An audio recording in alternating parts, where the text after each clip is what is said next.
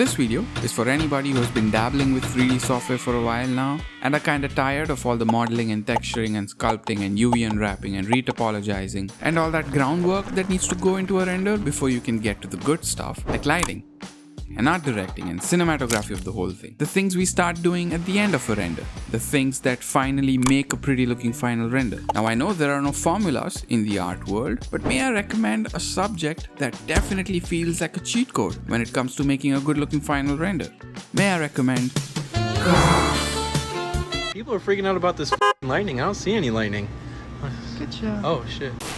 Cars, in my opinion, are inherently beautiful. I mean, look at this scene alone. All that's going on over here is just a black SUV on a bunch of rocky photo scans lit with a simple overcast HDRI, and that's it. Nothing more. That's all it takes, more often than not, to produce a nice looking render when the subject of your scene is so versatile. And I say that because I think cars have such a dynamic shape language. They have curved and flat surfaces alike and sharp and blunt shapes alike and a perfect balance of primary, secondary and tertiary details in them that is hard to find consistently in any other subject, if you ask me. Even the materials are so dynamic. There's some metal, some glass, some plastic, some rubber, even emission. How often do you find that kind of dynamicity in a subject? And as kids, I think we all loved playing with cars and performing imaginative stunts and racing them off and smashing them into things. So we do have an inherent attraction towards them already, I feel like. And now as adults, you get access to software like Blender and Unreal that provide you with an infinite canvas to do whatever you want with them, with any car you want in any location you want, and make it look like a movie scene that's right out of your imagination. Who would want to miss an opportunity like that?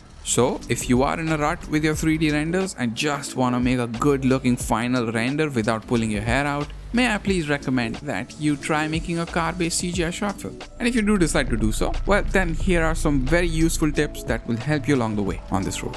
So here we go. Step 1.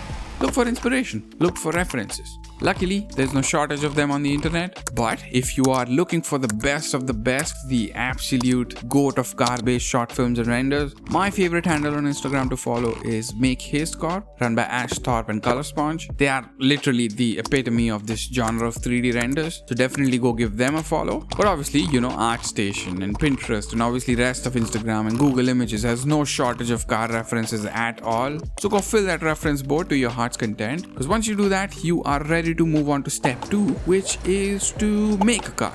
But as Ian Hewitt famously said in one of his lazy tutorials, get a car model. You can model it yourself, but my guess is somebody else beat you to it. So I guess don't make a car, just download a car. Because again, this project is all about making a final good looking render. We're not going to worry about the intermediate steps. Don't get me wrong though, making a car model can be a great exercise for anyone trying to get better at modeling and texturing. And to be honest, once you cross this mountain, there's not much that will scare you in the 3D world. But for now, let's skip this hike because we are lazy and want to keep everything simple. So back to square one, grab a car model, probably from Sketchfab because they've got a bunch of free ones that you can use. But again, there's no shortage of car models too on the internet, free or otherwise. So grab the one that will best fit your scene. I'll link all of the free cars that I used in this short film in the description below so you can have access to them too if you want. And while you're down there, may I also recommend my Patreon, where I have already put out multiple videos breaking down each and every scene that you saw in the short film. But on the Patreon, I go much deeper into the creative process of it all, covering everything from how the whole scene was constructed to the lighting and compositing and post-processing steps that went into it, along with all the source files available to download as well if you want, and covering all the failures as well that I faced along the way while making this film, which I think is usually neglected on a platform like YouTube. So hop onto the Patreon if you think that sounds interesting. But for now, let's get to step 3. Actually, before we get to that, here's a bonus tip. If the car model you ended up downloading in step 2 has a pretty bad car paint material on it, I recommend using this free procedural car paint shader on it, made available by Sanctus. It's perfect. It has a ton of procedural sliders and that nice crystally metal look that car paint usually has, so I highly recommend downloading it, irrespective of if you need it or not. Anyway, back to step 3. Now that we've got our perfect little car, which by the way is all that you need if you're only looking to make still renders, but we want to take it a step further and animate the whole thing, so we gotta rig the car. And luckily, this is something that the CGI world has already figured out. Every 3D software has some kind of plugin or add-on, or at the very least, a very extensive step-by-step tutorial to teach you how to do it. So we have that figured out. But since Blender is free and open source and accessible to everybody, and since we can very easily export out any animation we want to any 3D software of our choice from Blender, let's stick to that for this video. And also because Blender has a ton of car rigging add-ons. There is this Rigger car add-on which is absolutely free. There's the Launch Control add-on, which is fantastic. There's the Car Rig Pro add-on too, that has been the staple for car rigging in Blender for a while now. And then there's also add-ons like Traffic that come with a bunch of pre-rigged cars and so many more assets that could come in handy in a short film like this. But we are here looking for a quick and lazy solution, a plug-and-play rigging solution that isn't too complicated and is preferably free too. And lucky us, a plugin like that just so happens to exist, and it's called the RBC add-on. All you got to do to use that plugin is mark the body and the 4 tires of the car appropriately following the UI of the add-on, and that's it. You press play and the add-on generates a physics-based car rig that can move and brake and jump off cliffs and wiggle on bumpy roads and topple off the surface of the earth and smash everything that gets in its way and so much more. It's perfect. And the free version is more than enough for most of your 4-wheeler car rigging needs, but the pro version allows you to first of all control your car with the WASD buttons on your keyboard or even a controller if you want, which is just crazy. You can get all kind of bizarre results and happy accidents from that. But the pro version also allows you to rig more than 4-wheelers. So unless you don't plan to jump a 12-wheeler truck off a ramp, I think the free version is more than enough for you. But you can get the pro version too, if you can afford it. It's totally worth it. Also, you do need to get the pro version if you are not planning to make the final render within Blender, since the bake to keyframes option is only available in the pro version of the plugin. So if that's a deal breaker for you, again, there's no shortage of car rigging plugins and add-ons out in the market, so you can explore other alternatives. But whatever method you choose to rig your car, if you have successfully done it, the tough part is already over. Because in step 4, all you have left to do now is to be an action director. Make the next Baby Driver or the Mad Max Fury Road sequel, or make the 100th Fast and Furious movie if you want. The world is your asphalt. Talking of asphalt, making roads isn't that hard either. Just make a plane and use the array modifier with the curve modifier to get whatever kind of road you want. If you have a huge road and the asphalt material tiles a lot, consider using add-ons like the Mosaic mixer that you get in the free Poliigon plugin, or the new Untilify add-on that will help you make the asphalt material completely seamless. And asphalt materials are also abundantly available online. I would recommend using Ambient CG or Polyhaven to find some free ones. Don't be afraid to use asphalt and ground photo scans too, if you want, because that can give a very organic looking result, especially when compared to simple PBR textures, but do that only if your computer can handle it. There are also geometry nodes based road generators available that do all of the work for you, so if you're looking for an even shorter shortcut in the road making process, that's another avenue you can explore. But again, whatever you choose to do, once you have the road laid down, the set decoration around it all shouldn't take long either. Because again, there's no shortage of car-based and road-based assets on the internet. Search terms like road and street should probably give you everything that you're looking for. Bonus tip, don't forget to check out the collection tab up on Sketchfab. That usually has a bunch of hidden gems that you might not end up finding in the regular search page, so definitely make use of that. And eventually, with a little bit of hard work and a little bit of creative vision, you should have a fully set up scene. And now would be the perfect time to focus on the camera, which obviously you shouldn't be adding so late in the process. Actually, I would suggest you do it right away at the beginning itself. It will save you so much time and effort in the action directing and set decoration step, because the only thing that matters is what falls within the bounds of the lens and nothing else. But let's talk specifics. What's really important in the camera is the focal length. A 16mm focal length will obviously make the car look long and pointy and stretched out as wide lenses usually do, but they also help elevate the sense of speed since the camera is allowed to be so close to the car. But a larger focal length like 50mm or even 100mm makes the car look nice and boxy, but the sense of speed takes a toss. You will have to really boost up the speed of the car and the motion blur of the shot to really sell the illusion of speed, since logically the lens is much farther away from the subject. So 35mm lens is perfect in that sense. It's not too close and not too far away, but obviously the storytelling always comes first, so pick the focal length that best fits your need. The second most important thing in the camera is the resolution, or the aspect ratio actually, because a simple rectangular 1920 by 1080 frame looks great, but when you shrink it down to something like 1920 by 800, the cinematicness, if I can call it that, gets magically elevated. I don't know why. So definitely consider a flatter aspect ratio if you're going for the horizontal orientation, but this is again completely optional and totally up to the vibe you're going for. Next important thing in the camera would be the motion blur.